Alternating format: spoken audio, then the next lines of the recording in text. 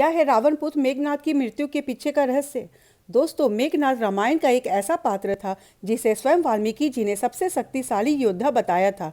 वह रावण का पुत्र था और इंद्रदेव को परास्त करने के कारण ब्रह्मा जी ने उसे इंद्रजीत नाम दिया। रामायण युद्ध में रावण की ओर से केवल वही एक ऐसा योद्धा था जिसके पास ब्रह्मास्त्र, पाशुपतास्त्र और वैष्णव अस्त्र थे और जो 2 बार विजय होकर लौटा था। मेघनाद के जन्म के समय रावण ने सभी ग्रहों और नक्षत्रों को बंदी बनाकर उन्हें उनके उच्चतम स्थान में रहने का आदेश दिया था, जिससे उनका पुत्र शक्तिशाली पैदा हो। किंतु आखिरी समय में शनिदेव 11वें से 12वें घर में प्रवेश कर गए, जो अंत में मेघनाद की मृत्यु का कारण बना।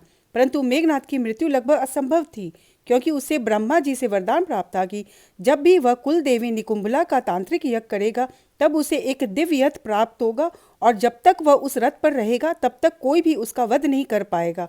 उसका वध केवल वही मनुष्य कर पाएगा जिसमें 12 वर्षों से सोए बिना कठोर ब्रह्मचर्य और तपश्चर्य का पालन किया हो। इसलिए केवल लक्ष्मण जी ही उसे मार सकते थे, क्योंकि वे 14 वर्षों से सोए नहीं थे और कठोर ब्रह्मचर्य और तपश्चर्य का पालन भी कर रहे थे।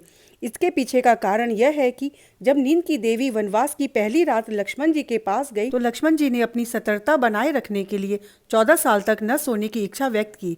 देवी ने कहा कि 14 वर्ष तक न सोना प्रकृति के विरुद्ध है, परंतु लक्ष्मण जी के अपने भाई के प्रति अपनी भक्ति से प्रभावित होकर देवी ने एक समाधान दिया कि किसी को उनके हिस्से की नींद का बोझ उठाना पड़ेगा। लक्ष्मण जी ने निद्रा देवी से अनुरोध किया कि वह उनकी पत्नी उर्मिला के पास जाए।